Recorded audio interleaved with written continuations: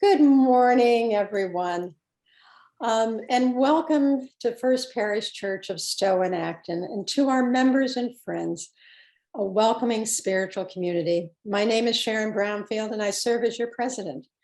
Our minister is the Reverend Cindy Landrum.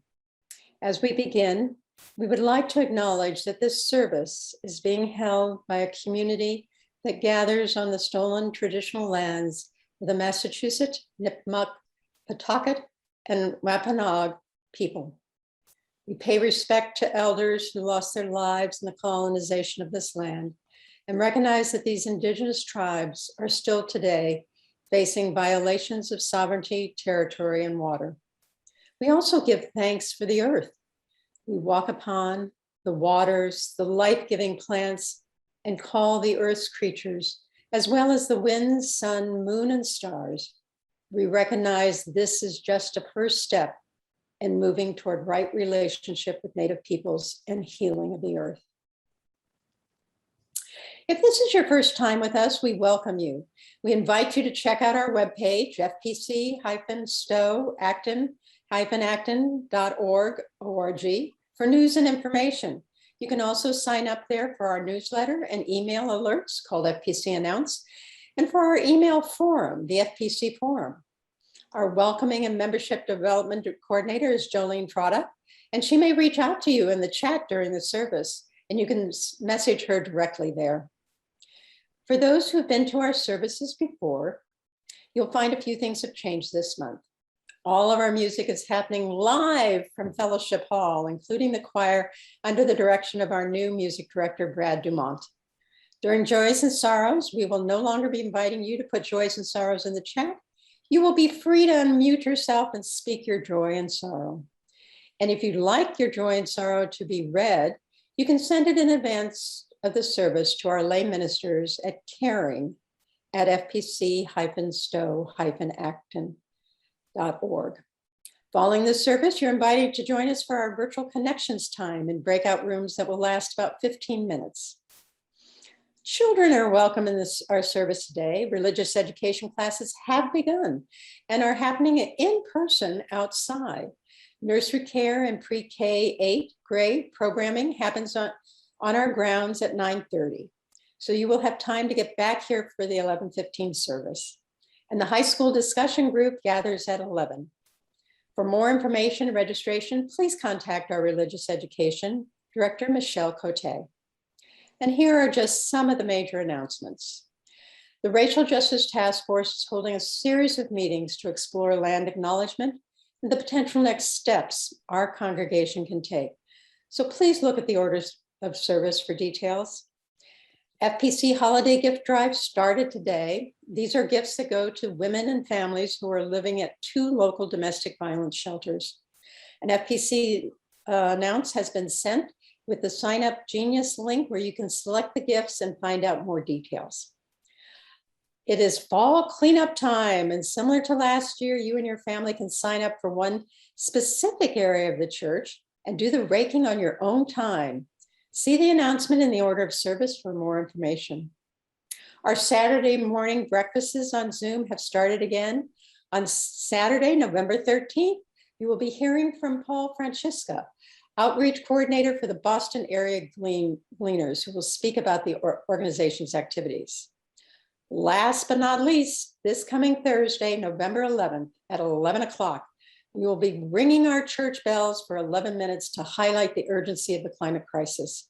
Yes, COP26 is or has happened for some commitment and has produced some commitments, but as Greta says, nice words, but more blah, blah, blah. Join us to increase the visibility and awareness of the 11th hour climate crisis.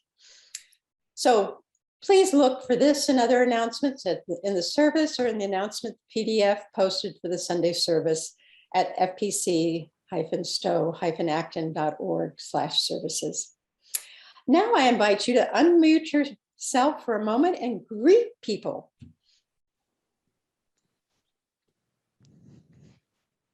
Good morning. Hi all. Morning, Morning, everyone.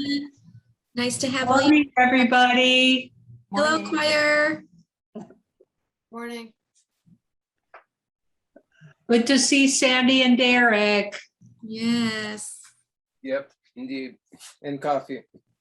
Thank you. It's good to be seen. Everybody, it's We're very Helen. I'm not grateful. high-tech. Oh, you got my name right. Good. I asked Kim to change your name, Helen. Oh, thank you. Yeah, my daughter's been mucking around with my computer, so you never can tell what's going to pop up here. Oh. Good to see you all this morning, and thank you for joining us here in worship. At this time, I'm going to invite our choir to sing the introit.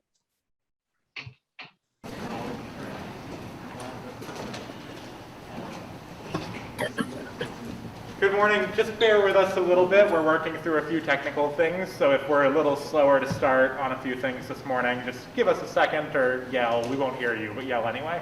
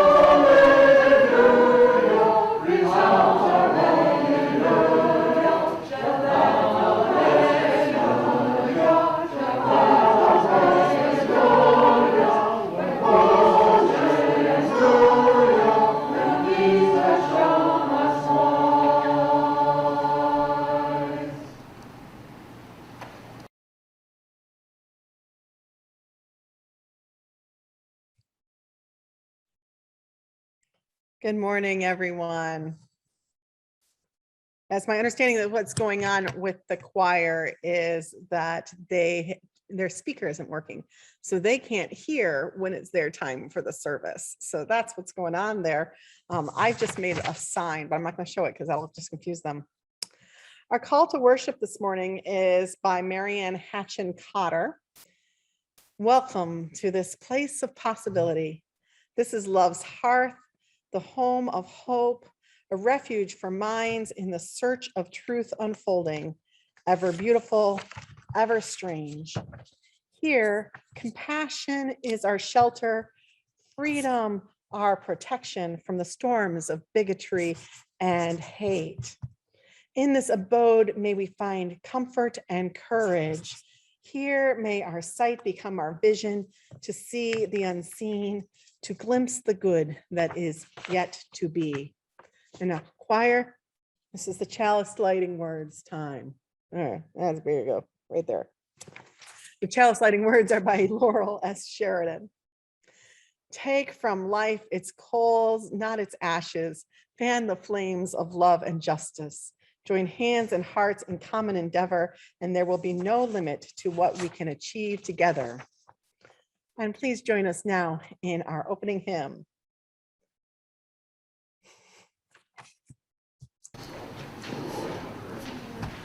Okay, we're back, and I think we have our audio thing figured out, but I love the signs anyway, so keep the signs going. All right, let's stand. So our opening hymn, Be the Change. I'll sing the first verse. This is from our Justice Choir songbook that we've started using. And then the choir and all of us will sing verses 1, 2, 3, and 4. But I'll do the first verse alone so that we all have an idea of it. Be the change you want to see in the world. Be the change you want to see in the world. Be the change you want to see in the world. And change will come to you. Be the change you want to see in the world. Be the change you want to see in the world. Be the change you want to see in the world. And change will come to you.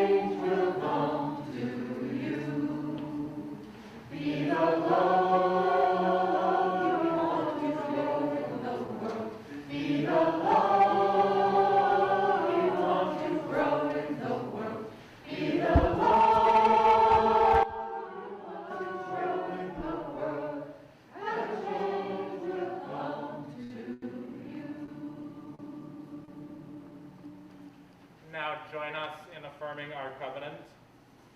Love is the spirit of the church, and service is law. This is our great covenant, to dwell together in peace, to seek the truth in love, and to help one another.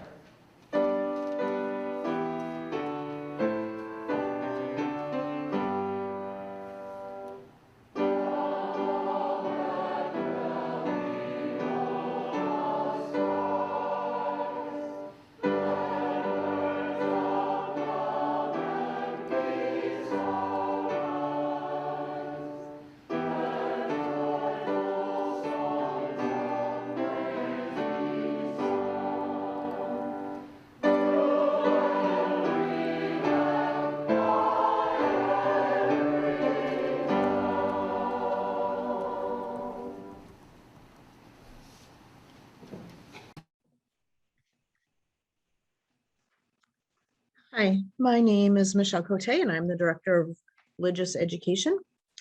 And I have a message for you from this book called What Do You Do with a Chance? And I wish I could show you the illustrations, but it's just too tricky to do that. I would highly recommend this author though. They've written many children's books and it's Kobe Yamada, Y-A-M-A-D-A. Just wonderful, wonderful stories and illustrations. Like I said, it's called What Do You Do with a Chance? One day, I got a chance. It just seemed to show up. It acted like it knew me, as if it wanted something. I didn't know why it was here. What do you do with a chance, I wondered.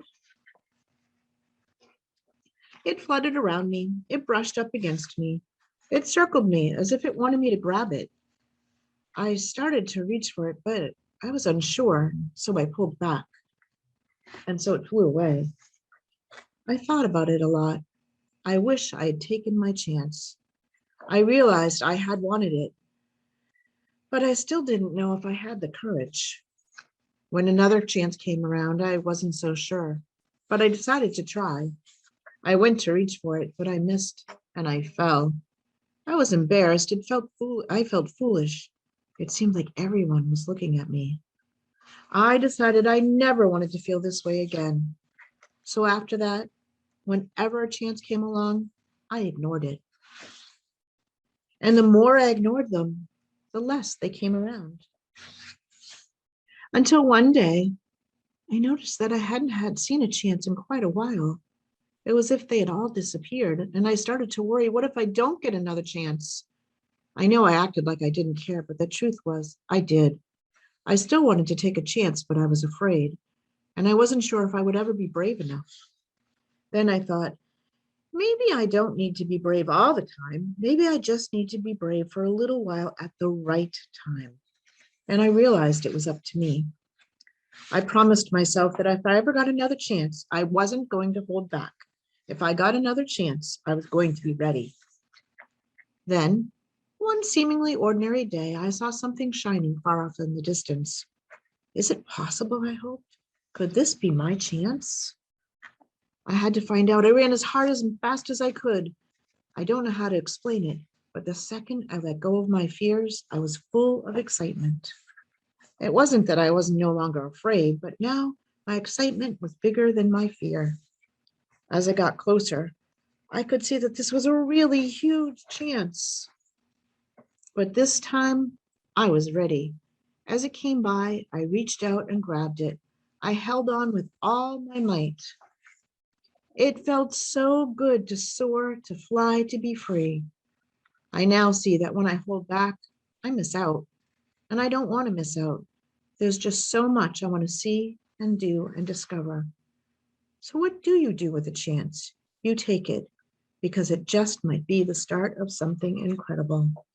And today, my other question is, what could you do with a chance here at FPC? Could you take a chance on joining an SGM? Could you take a chance on joining a social justice group? Could you take a chance on sending your kids back to RE? Could you take a chance and tell all the people around us about how wonderful the congregation here is at FPC and invite them to join us? There are endless possibilities that could happen by each one of us deciding to take a chance on FPC and just really work towards growing our church so that it does indeed become something incredible. Thank you for listening. Thank you for that story, Michelle. And I found myself really wanting to see the illustrations this week and wondering what a really big chance looks like. So maybe I'll have to check out that book. For all of our joys and sorrows as we hold them in our hearts, both those spoken and those unspoken, let us take a moment of prayer or meditation with these words titled Each Breath by Leif Seligman. Loving God, we pause in the stillness to rest for a moment, to quiet ourselves so that we can feel what stirs within us. Each breath draws us closer to the pulse of life. And with each exhalation, we make room for something new. May we find in this gathering the comfort of those who care. May we encounter patience along our growing edges and compassion in our most tender spots.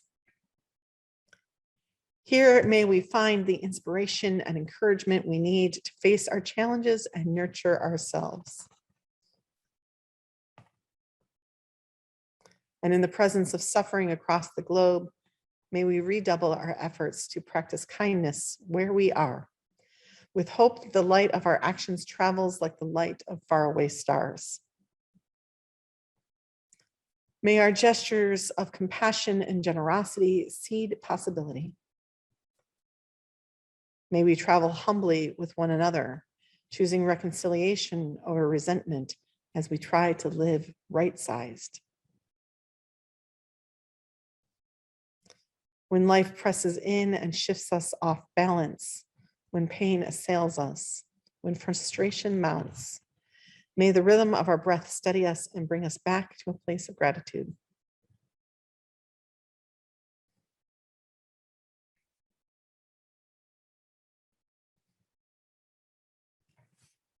Blessed be, and amen.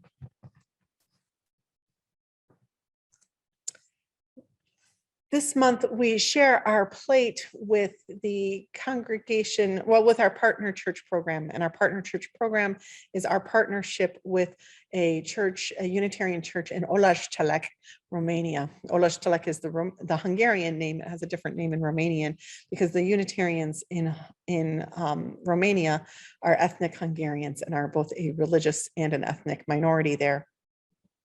My brother-in-law is Hungarian, and he kindly provided me with a voice recording of him saying Olajtelek so that I could learn to say that name. But to tell you more about this congregation and our relationship with them, we have a video from Dave Kay.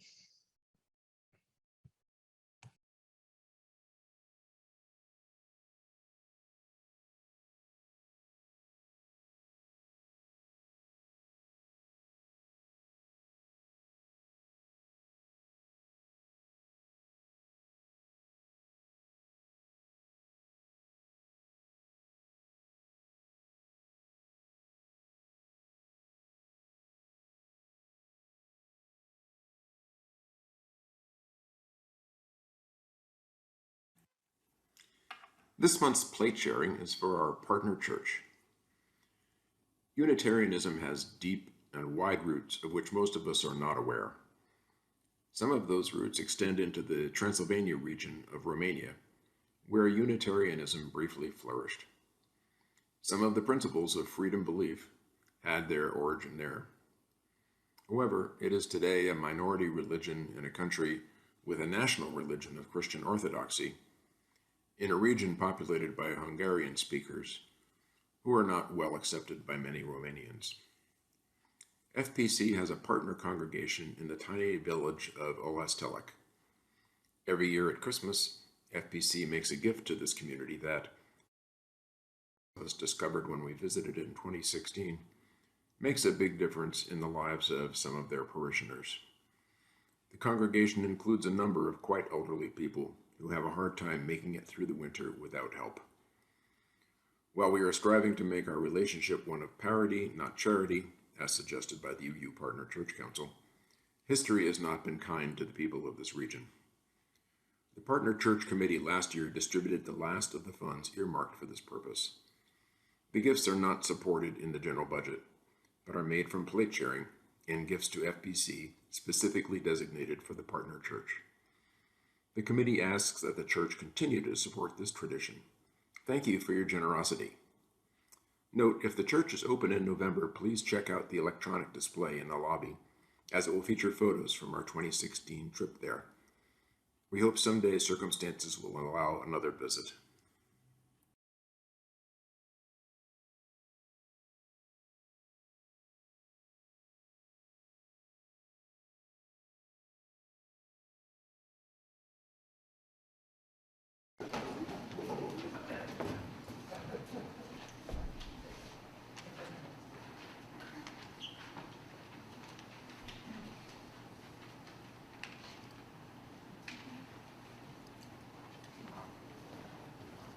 Today's anthem fits with our theme of embracing possibility with the convergence of how things together, where rivers and roads converge. I don't believe you have the full text there, but hopefully you can pick it up from what we're singing, and I'll send it out later so that you can find it.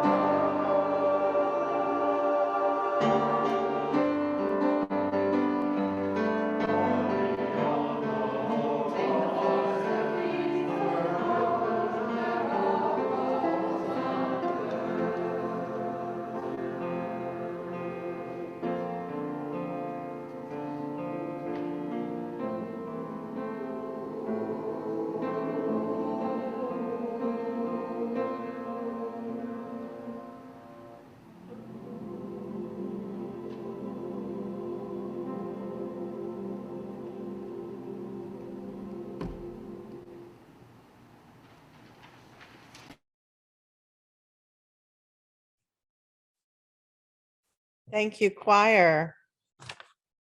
Thank you, Brad.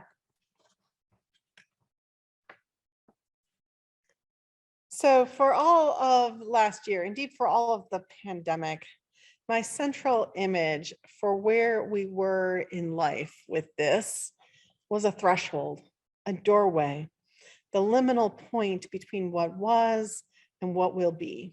In fact, the specific doorway I had in my mind for the last year is the doorway frame that exists in C.S. Lewis's Narnia book, The Last Battle. In The Last Battle, that doorway looks like it's just a doorway that opens. It's like a doorway in the middle of a field, and on one side is the field, and on the other side is the field. But when you actually go through the doorway, you go from the Narnia that is the ordinary Narnia into a sort of Narnia heaven, a more perfect Narnia. And so I kept imagining that as we emerged out of pandemic, we would go from the world it is to the more perfect world of the future. What bothered me a little bit, and even though I understand it too, was when people talked about when we would be back to normal, as if somehow we would be able to return to what was, to be the same as before, like we could step back into the past. My understanding of this moment, of the doorway, was that it doesn't work that way. We're stepping forward into the unknown. The future will be different. It will be a different Narnia than ever before. And what is important is that we try to shape that change, because there will be change. And some of the change will be uncontrollable, but some of it we can shape. The novelist Arundhati Roy wrote in an article about the pandemic's effect in India, in an article titled "The Pandemic is a Portal." Roy writes this: "Whatever it is, coronavirus has made the mighty kneel and brought the world to a halt like nothing else could. Our minds are still racing back and forth, longing for a return to normality, trying to stitch our future to our past and refusing to acknowledge the rupture. But the rupture exists. And in the midst of this terrible despair, it offers us a chance to think about the doomsday machine that we have built for ourselves. Nothing could be worse than a return to normality." Roy continues, "Historically, pandemics have forced humans to break with the past and imagine their world anew. This one is no different. It is a portal, a gateway between one world and the next." Yes, that is it exactly. The pandemic is a portal. And at the same time, of course, there are things from the past that we absolutely want to carry forward into the future, and things about the past that we want to return to as soon as possible. I definitely get that. And in fact, in church life, we are really experts at honoring and recognizing the importance of the fact and living out the important things about our past in our present. I personally really want to return to leading worship in a sanctuary with other people here in the sanctuary. I complained on my Facebook colleagues group a few weeks ago. I said, this is why we invented buildings, to solve all the problems that outside worship has. It's so much easier to do things in a building that we created and defined for this purpose and have honed into this purpose over centuries. This building is perfectly situated and as necessary for our worshiping needs. And yet it isn't, is it? We can't return just to the way we did it before, because we now have an online community that worships with us as well. You all. And some of you want to stay online and need to stay online. We have people Zooming from across the country and sometimes from across the world with us on Sunday mornings. And so we need to not just return to the past, but move forward through the portal into something new. And that is hybrid worship. So I do want to return, but I also want to move forward in some ways. It's like the Sankofa bird, if you can picture that. And so this is still a threshold moment, a point where we have the ability to imagine the possible and do something that's never been done before here. Now, to talk a bit about the past and what we want to bring forward with us, though, FPC has been for many decades, even centuries, an institution that has created things that we want to bring forward. Our beautiful building is, of course, a prime example of that. Our relationship to the larger community of Stowe and Acton is another example. But when I reached out yesterday to FPC members and asked more specifically about the ways they've seen FPC embodying the spirit of generosity, I got some really wonderful examples of things that are the spirit, I think, the very spirit of FPC that we want to make sure are not lost as we move through the portal. Jane Shack said, when I had my heart ablation in November 2017, so many SGM members visited me afterwards and brought me meals. And a few years ago, several FPC folks gave me rides to Alewife so that I could take the T to the airport. And when I was going through a major depression, when Tom was our minister, dozens of folks sent me cards and emails. Talking about the justice work of this community, Bob Tabor said, I can relate the gratitude and appreciation of the Dalit children at Wide Orphanage in India for the sponsorships, friendship kits, photos of FPC families, and the financial donations that allows them to live in a safe, healthy, caring environment with an education that offers them opportunities for careers as nurses, teachers, and engineers. FPC has been especially generous for many years and also funded women's self-help groups and micro-lending in Dalit villages, as well as preschools, toilets, and solar lighting. FPC's spirit of generosity has made a huge difference in the lives of hundreds of children and families. Hundreds of children and families. We carry this spirit of generosity with us through the pandemic time, and many examples of how we lived out the generous spirit of FPC came from the time of pandemic. Ingrid Holcomb said, our congregation tried new things, learned new things, and are better off for it. Leaders across all programs and activities have done their utmost to, one, honestly assess whether a program or activity could be repeated during COVID, and two, then go to extraordinary lengths to make the adjustments necessary for that program or activity to go forward. For example, the apple pie project. Ingrid continues, before COVID, I turned up for apple pie peeling in the vestry. People arrived on time or during the peeling or at the bitter end. And if there was at least one unpeeled apple, a latecomer was welcome to pull up a chair and peel. COVID turned this well-oiled huge event into a complicated, massive project. Each week, the number of bags of apples to pick up the orchard needed to be calculated from the number of bags that we signed up to peel online in our individual homes. And the number of bags needed for this signed up for needed to match the number of bags who reserved the bags as closely as humanly possible. No bag unclaimed, no volunteer rebuffed. Not to mention the dedicated families in their discrete COVID pods who made up the correct number of pie crusts to meet the number of apples picked and proceeded in the individual homes and processed in the individual homes and cooked into filling. A great example of how, as we've gone through the portal, we've carried the past with us, but also made changes as needed for the future.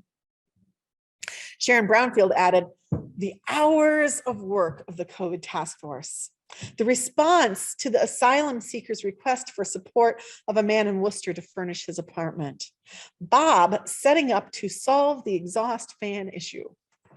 Now, each of those could be expanded upon for me to tell you about it, but let me just talk about that last one about Bob and the exhaust fan, because what you might not realize is that our kitchen, which is on the first floor as you enter, from the front of the building, is on the second floor on the back of the building. And that exhaust fan can only be accessed from the outside of the building. So when Sharon says Bob's setting up to solve the exhaust fan issue, you can just imagine the work and the heights to which Bob had to rise to do that.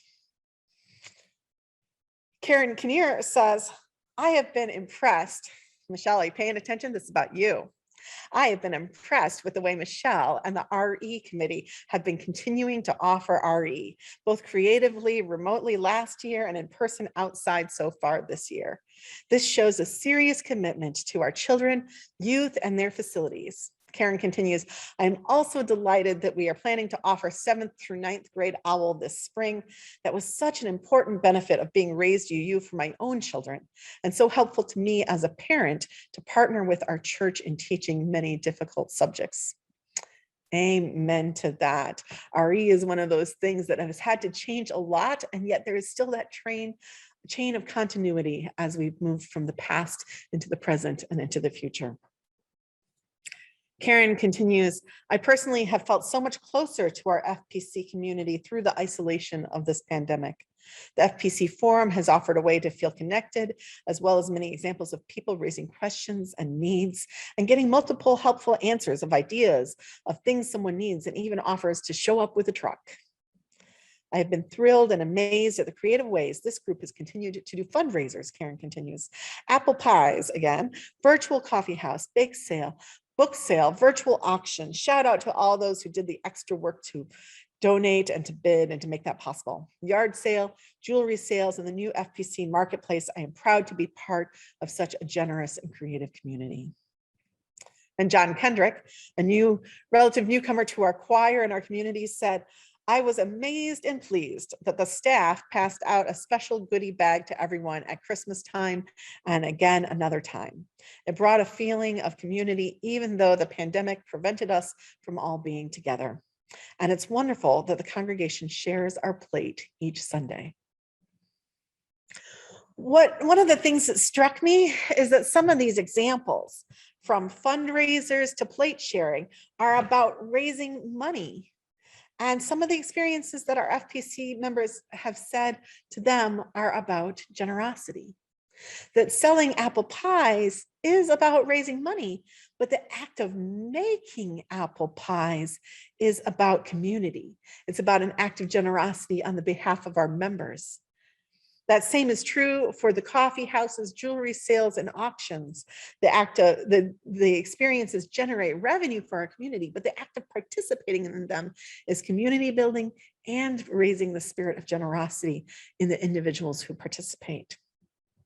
In other words, the act of participating in generosity and of creating a generous and giving community, this is deeply connected to what it means to be an FPC member, what it means to be living our mission. It's directly connected in something like plate sharing, but we're deeply embodying that spirit of FPC whenever we're both living out our values and supporting our institution and building community all at the same time. And indeed, these can't really be separated when you think about FPC. When I thought about that, I realized it's one of the things that I really love about church. I mean, I would not be interested in being a baker. I do not want to be just baking apple pies all day long, every day, making apple pies just for the apple pie's sake. Apple pies are a wonderful thing. I enjoy participating in them, but I don't want to do it every single day just for the purpose of apple pies. But pies that are made in community and made for the purpose of building community and supporting community, pies that are made to fund the work of justice and the work of the Spirit and the work of religious education and the growth of our children, those are pies. Those are pies. Pies that are made to support singing and to support art and to support faith. Those are pies. Those are amazing pie making and amazing pies. And that's pie making that I do enjoy being part of when I can, which I haven't during the pandemic, but I'm looking forward to again as we bring pie making into our future. But nor do I want to be doing worship all the time and nothing else. And worship is one of the most important things I think we do as a church.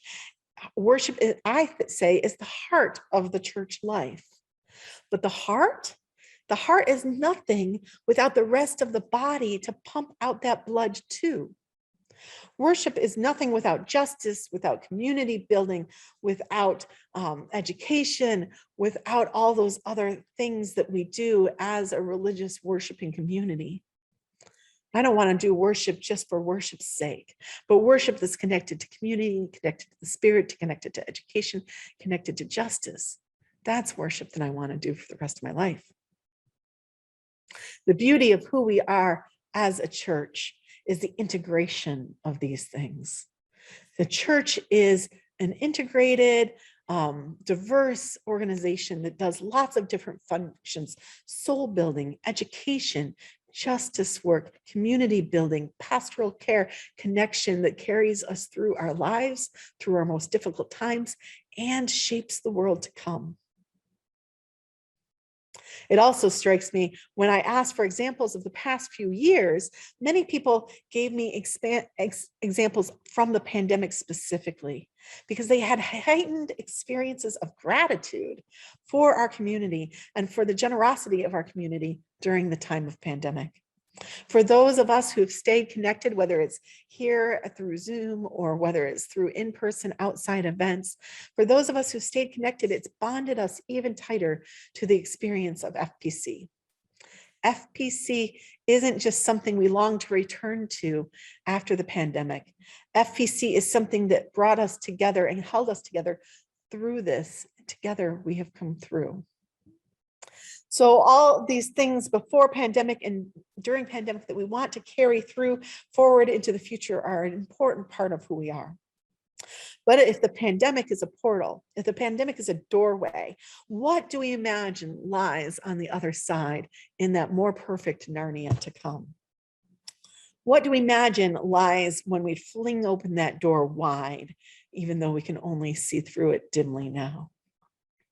Well, I got fewer answers to those questions, but they were very clear.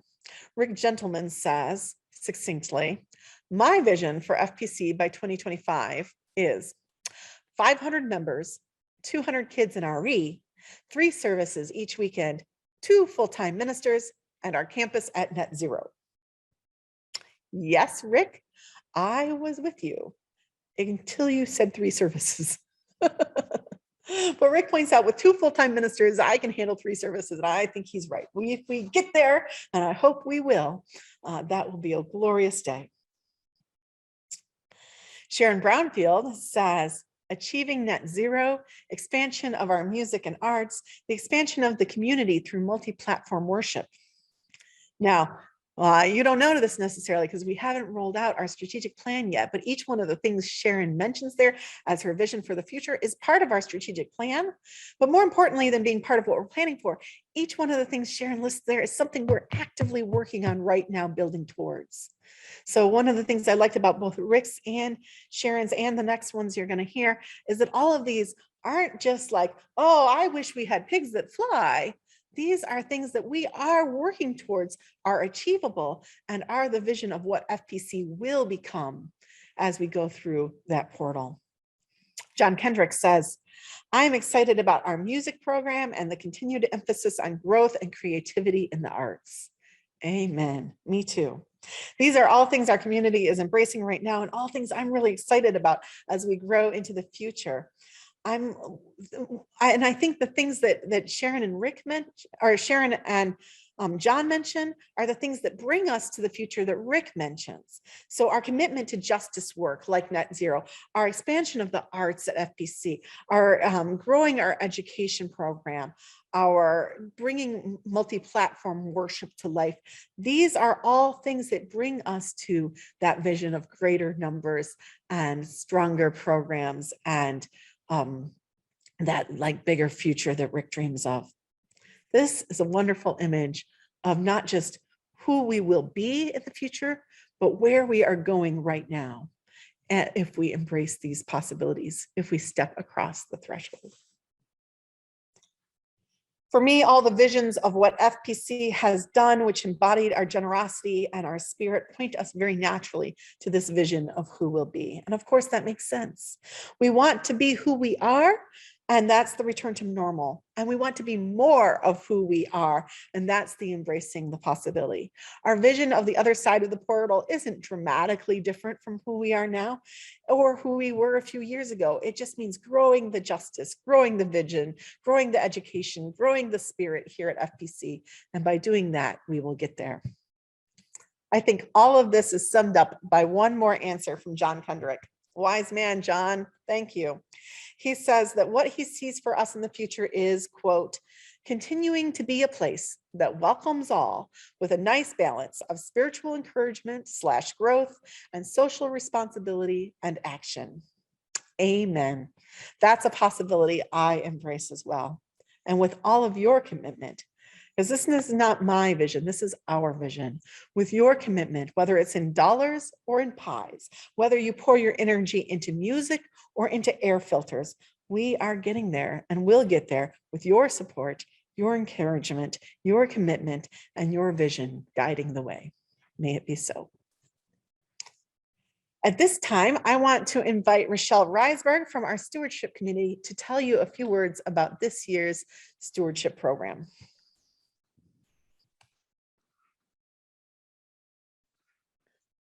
Good morning, good afternoon. It's me, Rochelle, stewardship co-chair, along with Rick Gentleman and a very enthusiastic stewardship team. In the spirit of love and Thanksgiving, today we kick off FPC stewardship campaign for the next fiscal year, which begins on July 1st, 2022.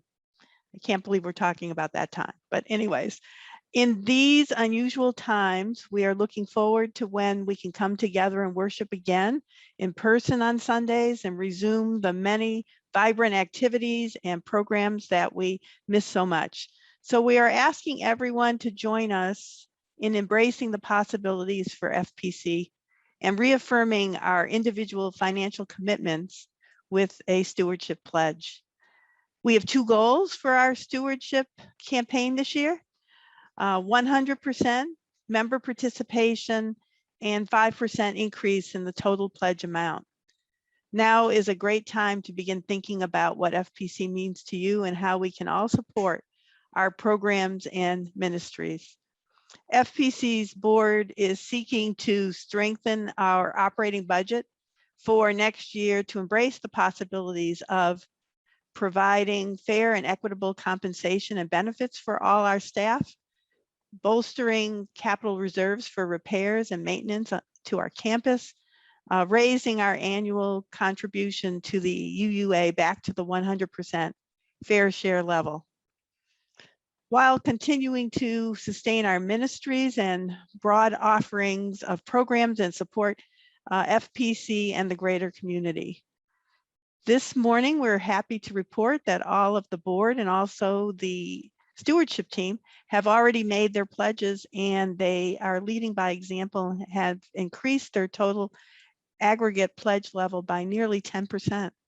We recognize that this year, some of our friends and members may be stretched financially because of the pandemic or other circumstances. If those of us who are able can pledge a bit higher this year, together we will reach our stewardship goals. Speaking for my family, we have increased our pledge by more than 5%.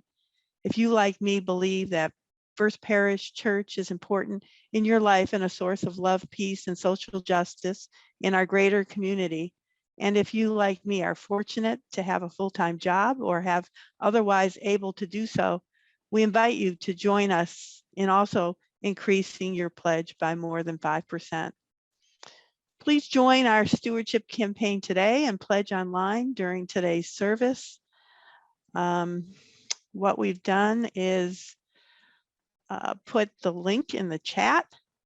Our simple, or you can simply Google FPC, or you can simply Google pledge FPC Stowe. That's pledge and then space and then FPC and then space and then the word Stowe, which will take you directly to our online pledging page. You'll find it to be quick and very user-friendly. But alternatively, please contact a member of the stewardship team or board of trustees to arrange for an in-person stewardship discussion or to request a pledge card. First Parish Church is a self-sustaining congregation that relies on the generosity of members and friends to fund about 70% of our budget. So we're asking everyone to make a pledge today if possible, or in any case by December 19th. And just remember that our goals are 100% member participation at any level and 5% increase pledge if possible. So be sure to track our progress with our participation thermometer as it rises towards 100% over the coming weeks, we hope. So thank you in advance for your generosity to First Parish Church. Thank you. Thanks, Rochelle. Yes, as Rochelle mentioned, Unitarian Universalist churches are self-funding, self-governed, and that means that all of our income is raised from our congregation, about 70% from our annual pledge drive. The rest of it is mostly fundraisers like those I mentioned, and some rental income, particularly our cell tower and our parsonage and the Children's Horizons program that rents out our lower fellowship hall. And so that makes up most of the rest of the income. There's some other smaller amounts as well, but that's the grand majority of it. So we're grateful for all your donations here at FPC and for the work of this community that builds this community, because you are the community. So thank you. Our closing hymn, Whoa Ya Ya. Please join in singing.